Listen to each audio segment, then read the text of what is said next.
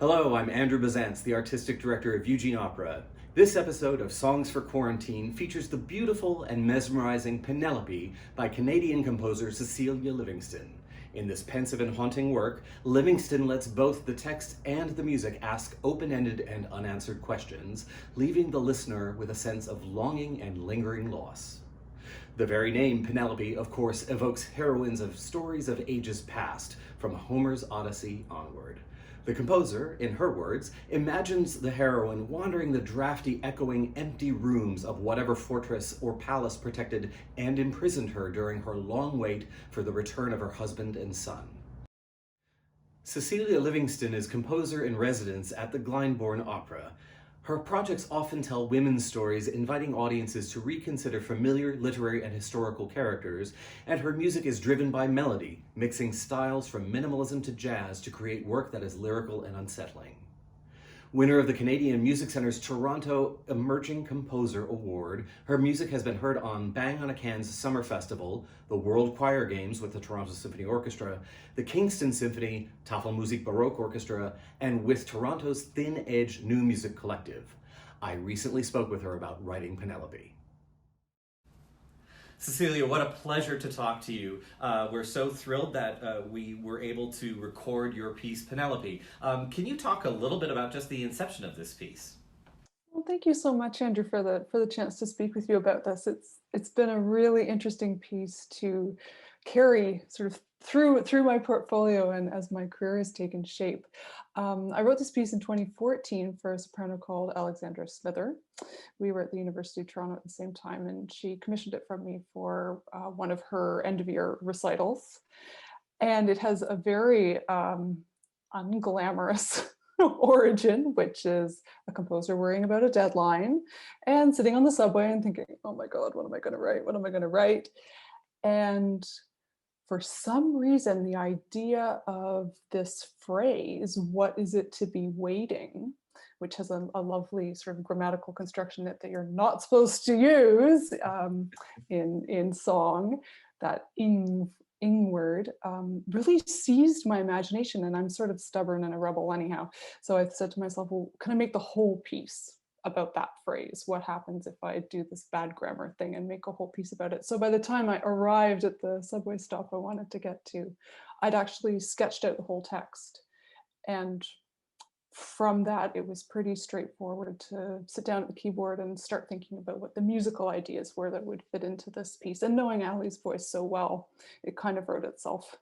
Well, it brings up an interesting point that audiences often ask. There's the age-old question, which comes first, the text or the music? And of course, the answer that most people say is yes. But in this case, it really does feel that the lyrics led. So then, with not only the grammatical construction, but just the rhythm of the words, how did that influence the musical ideas that you then proceeded to set it to? That's a really interesting question. I think two things came together really quickly, which was what would the sound of this waiting experience be? And I really wanted to find something that would give a sense of sort of an uneasy stillness and a kind of echoey, drafty space. At that point, I actually wasn't even really consciously thinking about Penelope as a character. I was much more thinking about what would it feel like to be waiting. And as soon as I started conceiving of what that acoustic space, that kind of stage image almost, even though it's an art song, what that might be, then I came up with the little murmuring piano motive that starts the piece and ends the piece. And that texture really guided the structure of the piece because it became an A section that bookends the beginning and the end of the song. From that, I realized that I also kind of wanted to play with some of the jazz harmonies I was fooling around with in my own time anyhow. Around then, I was playing a lot of jazz standards and sort of exploring that world in some of my piano teaching as well. And I realized that basically what I was writing was a torch song / art song. And the harmonic language for the piece really came out of that. And there's quite a bit of frankly, even pop harmonies that come into the later sections as well. So it's a bit of a hybrid work. And I think that actually has come to represent me really well. I really, really like mixing styles. It's interesting to hear you say that because in listening to the piece, there is a clear pop inflection to it. But I think exploring the relationship between what we consider to be sort of classical art song of Schubert, Schumann, Brahms, the Germans, the French composers, into Benjamin Britten and the 20th century English and American composers. There's along that lines comparing to a lot of, I think, some of the best written pop music is there's an economy about it. There's a real sense of smallness and intimacy of scale.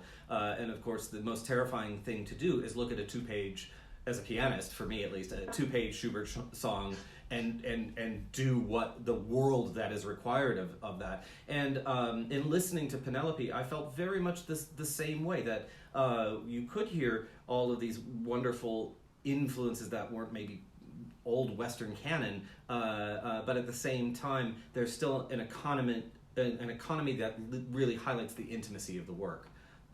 So I think we all responded very much to that.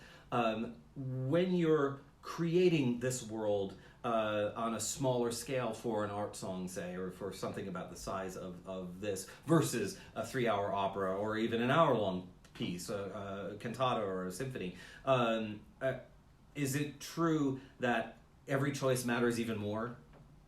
Oh, what a wonderful encapsulation.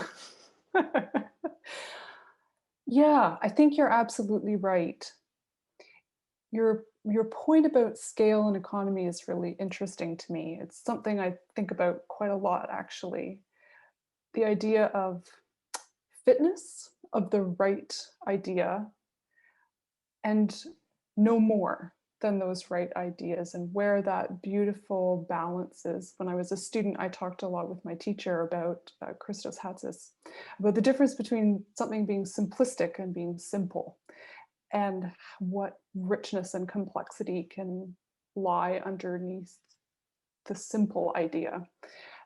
And I think the part of the reason that this piece has appealed to many, many different singers and different audiences is that simplicity kind of calls out from its heart and sits really well with how simple the text is too, and the character, the story that's being told. I mean, in some ways it has become quite specific about this particular character, about Penelope, about her experience, but I think that the piece kind of reaches beyond that and becomes about something a little bit more universal. So even though it's very intimate, it kind of unpacks into this much larger thing. And I'm fascinated by art song for exactly that reason, that it allows me as a composer to engage very, very profoundly with the micro detail of a text and to build a sort of whole rich but miniature world that kind of just lets the heart open, but also keeps us really small and connected to each other. So, everything happens in context, of course, and writing this piece in 2014, it was a very different context than now. Thinking about it in when we put out the call for scores of wanting works that reflected sort of present times and struggles in 2020, how has that changed your view of the piece and the text? How does it how has that morphed over time? I think it's certainly taken on a different resonance, or these times have maybe brought out a resonance that was there, but certainly wasn't a conscious part of my thinking when I wrote it in 2014. Little did any of us know. But I think that one of the things that, well, it doesn't sound very humble to say, but a strong piece allows for is different readings in different times. And I think that that is what I'm starting to see the response to this piece encapsulate, that it speaks to different people in different times in different ways. And it's quite odd to recognize that, because it's like something that I wrote in a very unglamorous way, as I described at the beginning. But it's also sort of become this other thing that's apart from me, that is in the hands of the artists who perform it and their audiences. Well, it was a real pleasure to be able to bring Penelope to life in Eugene, and I know our audiences will love hearing it. So thank you again for taking the time for this interview. It's been a real pleasure to get to know you and to talk to you, and we're all looking forward to hearing Penelope. Thank you so much. Here is Cecilia Livingston's Penelope as performed by mezzo-soprano Penn and pianist Nathalie Fortin.